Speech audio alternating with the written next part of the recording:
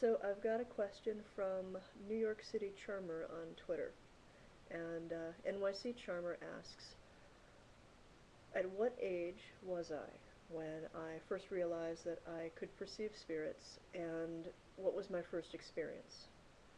Now, like with a lot of psychic mediums, my first experience and my realization that this experience involved spirits, actual spirits, these weren't the same thing. I was perceiving spirits long before I realized what was really going on with it. And it even took me longer to become comfortable with the idea, despite the fact that my family was open-minded to the idea of psychic abilities. I gotta say, hearing ghosts talk in your head is a little unsettling, and certainly, at least I went through a period of time where I was wondering whether or not I was just, well, barking mad. The first big experience that I remember happened at the Hinckley Library. I recount it probably better than I can tell it right now in Haunting Experiences, but it involves Rebecca. She's known as the Blue Lady. The Friends of the Hinckley Library bought the Hinckley Library building in, if I remember correctly, 1975. It was originally a private residence. For a while, it was the home of the Stouffer family, and this is the Stouffer family of the Stouffer frozen foods empire. In fact, they're local, where they were for a while. When they started to do renovations to move this building from a private residence to a library, they started to have experiences, and some of those experiences involved full body manifestations.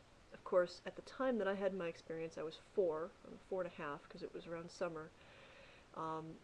So I had no clue that any of this stuff was going on. My mom was friends with two of the librarians, and we went there to pick up books for me. I think this was probably right before my open heart surgery, so we might have even been picking up books to kind of get me through that. I don't remember exactly, but what I do remember is being told that there were parts of the library I couldn't go in, and they were blocked off. They were still under construction. So, of course, since they were forbidden, my initial and immediate response was to want to explore them. As soon as my mom was talking with her friend the librarian, I just sort of snuck away and ducked underneath things, went up the stairs, and was immediately disappointed to see that there was nothing exciting or dangerous or scary anywhere. Just a room upstairs with the door open, and the room was empty. The walls were white. There were drop cloths. I remember a sawhorse or a ladder, maybe both, cans of paint, some other construction stuff. I don't know, nothing I really registered as too important. And a woman standing at the window. And she had this long dress on with all these tiny little blue flowers and these cuffs that they were kind of poofy at top, and then they came down and hugged her forearms, and she had a high collar and all these tiny little buttons down the cuffs and all the tiny little buttons down the back of her dress. Her dark hair was pulled up in a pile on top of her head, but I was mostly fascinated by those buttons. I was 4. I mean, really, what I stared at was trying to figure out how she buttoned all the buttons. It was impossible to me. Just all the buttons up her back. I didn't know how she could do it. Well, while I am busy contemplating the mystery of the buttons, and this woman is just standing there, looking out the window, not really saying anything, my mom notices that I'm missing, and she calls up from downstairs, Michelle! And again, being 4, I have that sinking feeling in my gut, you get when you know that you've been caught doing something that you shouldn't be doing. And so I kind of jump and look out the door and yell down the hallway, "Coming, Mom!" I only stepped out of the room for a few moments. The door I was standing in was the only door in or out. Now, of course, none of these practical concerns really occurred to me as a 4-year-old. I stepped back in and looked in the room, and the lady was gone. And my honest to goodness thought was, well, she found the hiding spot. She's not supposed to be in here either. I really, really did not think that there was anything strange about the fact that the woman had been standing there, and that now she was not anywhere visible in the room, and there were no hiding places, no other doors, no anything that I could see, except for the doorway that I was standing in. She would have had to have gone past me. in order to get out of the room. Never even thought it was strange. Well, growing up in Hinckley, of course, eventually I started to hear stories about the library being haunted. I can't think of having any additional experiences there myself, and I went to the library all the time.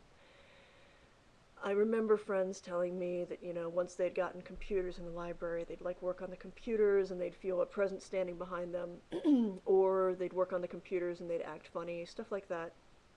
Well, of course, I was interested enough in what was really going on that years later, I think 30 years, almost to the day, or to the year certainly, after the library had opened, I did an article on it in Fate magazine.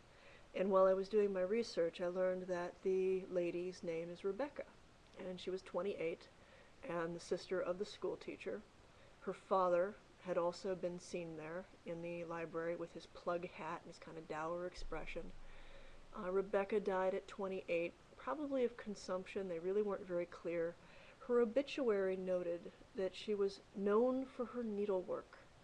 And I've had no proof of it, but I've always kind of thought that all those little blue flowers up and down her dress were things that she'd added to it herself. I mean, the dress was otherwise white, very normal for her time period. She was like early to mid 1800s. So the lady in blue in the Hinckley Library was probably my first real ghost. Realizing that I could see ghosts, or more properly that I could hear them, that was a process. I should say that as a child, before the age of, I'm going to say 7, I could perceive spirits and physically see them. Like Rebecca, my memory, that is a person standing in the room. There's no sense that she's ethereal, there's no sense that she's a spirit. My little brain processed her as a real, living, breathing person. Now, if I think really hard about the memory, it seems to me that the light coming in through the window went through her. But I don't know if I'm projecting that on the memory, and I certainly didn't really think that it was weird at the time. Somewhere after 6 or 7, I stopped seeing spirits as real physical people, which, quite frankly, I'm pretty happy about. I've got a couple of friends who can see ghosts as if they were standing in the room with you, all, whole sixth sense kind of stuff. And quite frankly, my one friend, Sarah, she just finds it terribly confusing. She'll go out and she'll talk to people, and if she's in a crowd with somebody new, she won't talk to that person until everybody else, or at least one other person, has acknowledged them, just so she doesn't look like the crazy person talking to the guy who isn't there, just in case the person she can see isn't really a person at all, or at least not a living one. So for the most part, and I think it's a psychological thing, I think it is to protect myself, and I think it's a pretty useful protection, quite frankly. I recognize who's alive, and because I perceive them in ways that don't involve my physical eyes, it's much easier to tell that what I am picking up on, what I'm responding to, is a spirit. Mostly, I can hear them. And again, it's not with my physical ears. It is a very, very rare instance that I will hear as if it were a physical voice. I will hear a spirit. Just as rare as if I will see them with my physical eyes. More often than not, it's like I'm hearing them with an internal ear, or I'm seeing them with an internal eye. And sight and sound almost doesn't even quite cover the way the perceptions manifest. They're impressions that are most like sight and most like sound. And sometimes I get flashes of images that aren't necessarily the way the person looks, but could be almost like images they're projecting to me about who they were, what they did. Sometimes it's as vivid as a movie in my mind playing, and I get not just the image and the sense and the sound of it, but the emotion. And quite frankly, some of the cases that they've pulled me in on Paranormal State, that's been a little unsettling. The one that I will carry with me forever is